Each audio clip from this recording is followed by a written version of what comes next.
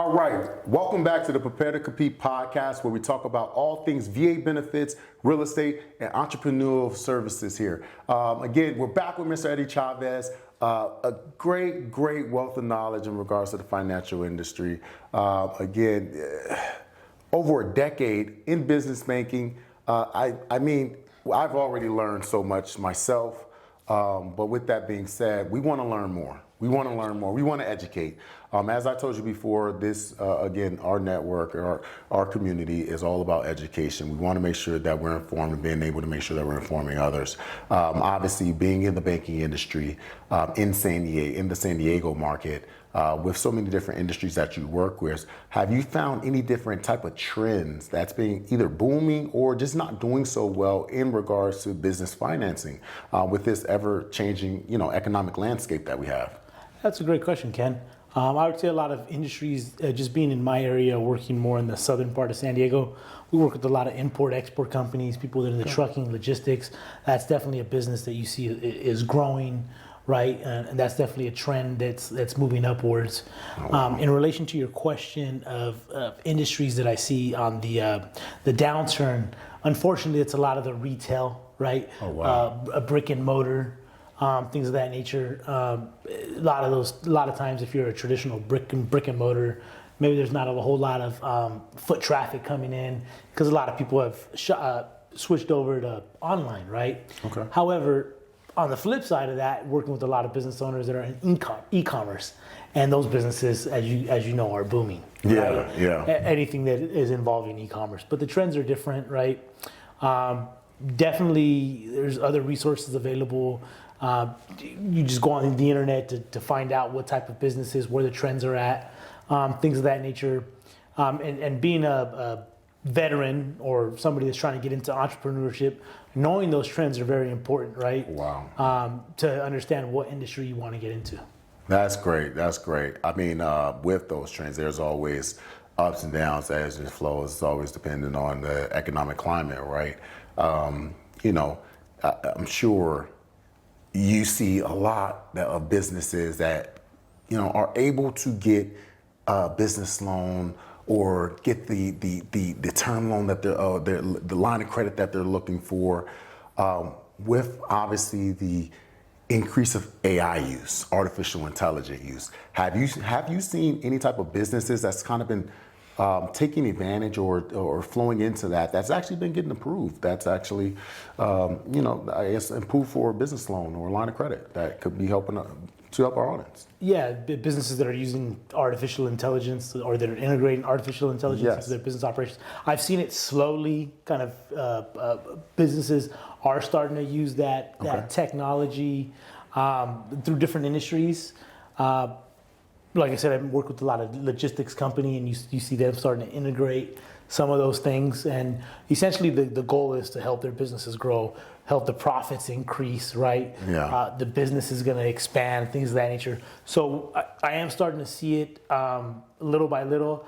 I think where the trends are going and where we're going to see a big difference is within the next 5 to 10 years. I think if we have this conversation again in 5 to 10 years from now, we're going to get a much clearer picture of those industries and how AI has helped those businesses and possibly how it's hurt other industries as well, right, as a result. But we want to keep it positive. 100%. I mean, we always want to make sure that we're in the right lane of the future, right? So again, just kind of getting those economic trends and understanding, so much of the landscape is going to be able to provide our community a space of education so they can be able to push their businesses, right? Absolutely. But now, with that being said, I guess the follow-up question, through your experience, what was some of the advantages that post-pandemic business owners had the opportunity to take advantage of during that time frame? Was there anything with pre or post-pandemic that you think? Yeah, a lot of businesses, depending on the industry you were in, right? say restaurants, for example, who took a huge hit during the pandemic. Unfortunately, anything that was retail related, like I said, especially restaurants, they took a huge hit. But and unfortunately, during that time, we did see businesses start to close down. But the ones that were able to weather that storm, I can tell you, a lot of them now are stronger than ever. Wow.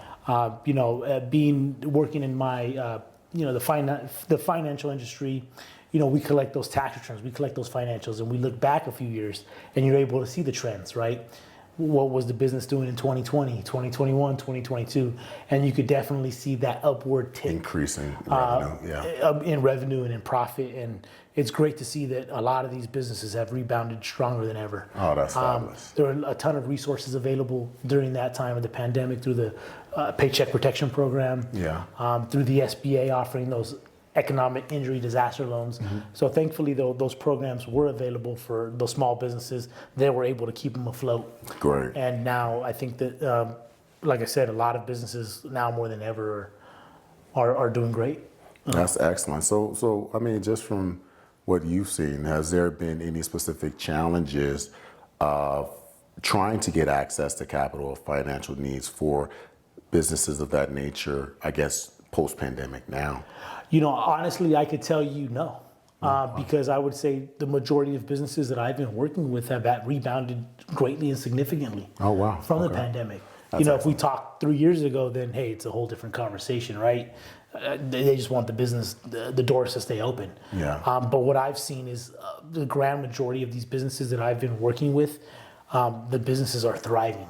That's fabulous. And they've rebounded tremendously from the pandemic. If now here in 2023 going into 2024, they weathered that storm. That's fabulous. That's fabulous. Listen, the only reason I ask is because obviously everyone has their risk appetite, right?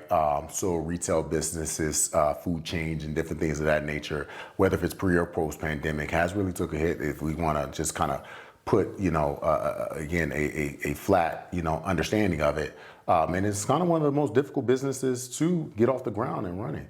So with that, it's just always a good understanding. It's always great to have a great understanding from a financial background and under kind of a foundation for our veteran community to understand, because I know a lot of good chefs and I know a lot of good seamstress that would love to potentially go in business and do things very special here. So that's good news. Yeah, I'm glad you brought up that last point. Industry, right? Because every bank looks at industries in a different way during risk, right?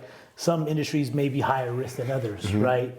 So that's important to know is understanding the type of industry you're getting into, right?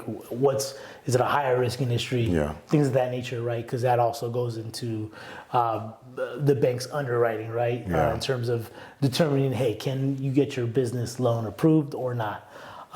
So those are the different things that banks are looking at, right? In terms of can you get qualified? Can you have that access to capital? So. Can you give me the secret sauce? I need some of the secret sauce. Can you give me top 3 businesses that are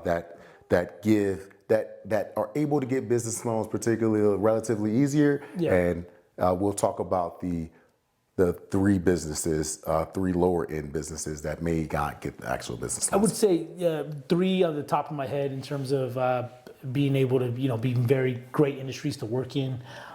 Any type of manufacturing industry, you do any type of manufacturing, that's huge. You're that a veteran?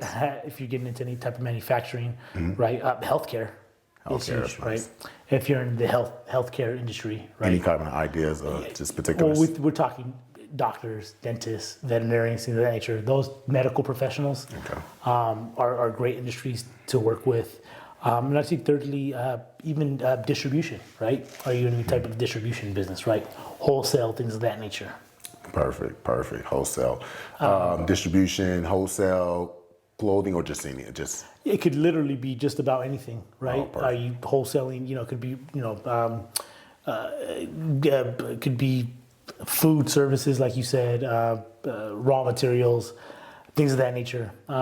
So They Gotcha. literally just could be just about anything. All right, They're looking excellent, to distribute, excellent. Yeah, well, I'll make sure I hopefully talk to a few manufacturers that we can maybe go to business with and get a few. Yeah, and as you're a small business owner, a lot of things that you'd be surprised are manufactured by small businesses. Oh wow. You know, they've got their manufacturing facilities that they're doing. Whether it's, I just recently helped out a client that was a machine shop. You know what I'm saying? So things of that nature, right? Those are great industries, thriving industries, businesses that are growing. Oh, that's excellent. Yeah, we again, dealing with so many different veterans and business owners and networking through that, we run into a lot of government contractors that manufacture certain things, such as machine shops that are working. Some of the screws that needs to go on certain aircraft. Some of the also small things that needs to be manufactured that particularly the government can't take on. So that's great news. That's great to hear. All right, but again, now we got to talk about the three worst.